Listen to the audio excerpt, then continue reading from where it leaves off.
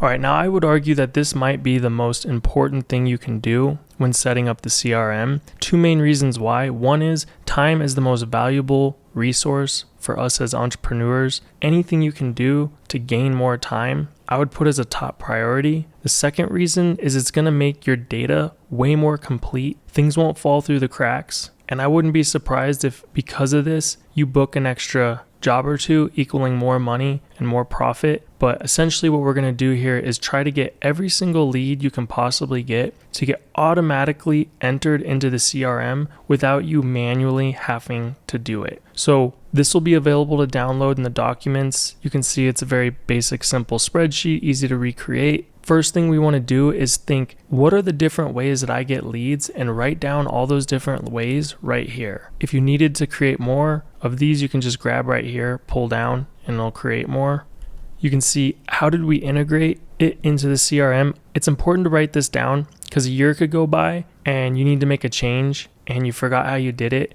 You can just come back to the spreadsheet, know exactly where you need to go. And the notes for anything in particular that we want to remember about this. So first example would be if you happen to have a website, there's two ways you can get leads off of it. One is people will just call the phone number on the website. Two is if you have a contact form on the website, they fill it out and you're going to get that information. So starting with phone calls, you're going to want all of your incoming calls to be registered in the CRM. And the easiest way to do that is to get a phone number and then on your business phone, forward all your calls to this phone number. And then all phone calls will be logged through the CRM. If right now you only have one phone, it's a cell phone, it's your personal and your business, I would strongly recommend separating personal from business. The easiest way to do that would be get a phone number here and then start using that as your main business phone number. There's different laws with solicitors contacting people versus businesses, and business phones are going to get a lot more solicitation. That's one of the many reasons to start separating it. And I forget what the cost is. It's like $1.15. I know it's definitely under $2 a month to have your own phone number. So it's way cheaper than Verizon or one of the carriers. And you only have to carry around one phone. You'll just know if it's a business call or if it's a personal call, which is also great peace of mind. So I would strongly recommend watching the phone onboarding videos and giving yourself the ability to text by going through this. But at the very least, all your incoming calls will create a contact in the CRM so that you don't have to manually enter the phone number and create a new contact. All right, but enough about that. Let's move on. The other way is through a contact form.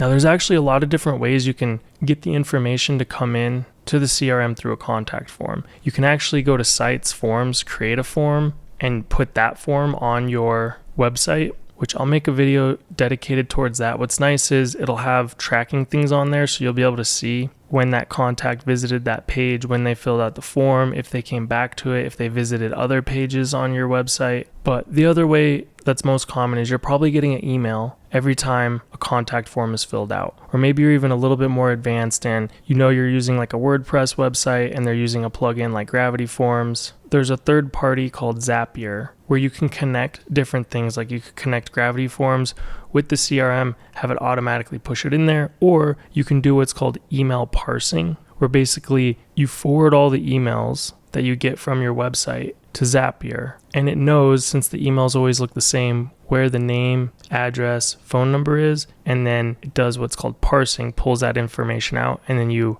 put it into the CRM. I'll make a whole video dedicated towards that. Now, the last way I want to talk about is with something called webhooks. And webhooks are super powerful. I'll make an entire video dedicated on that. You can do a lot more than just bringing in leads. But webhooks basically allow you to send and receive information in between different software or platforms, websites, apps, whatever you want to call them. It's basically just a website URL that you plug in. So let me show you what I mean by that. And it generates this URL code right here. And that's where you're basically saying, send all the information here. All right, so that's just a really brief overview of how you're going to bring leads into the CRM. I would go through that list and knock them off. I'll make some more videos getting into the details, like how to parse the email using Zapier. But if you are trying to enter a lead source and can't think of a way to do it, send me an email and eventually I'll make a video showing how to do that and add it here for everybody. But you should be able to bring in almost every kind of lead with just two things: hooking up your phones and then parsing the emails out with Zapier.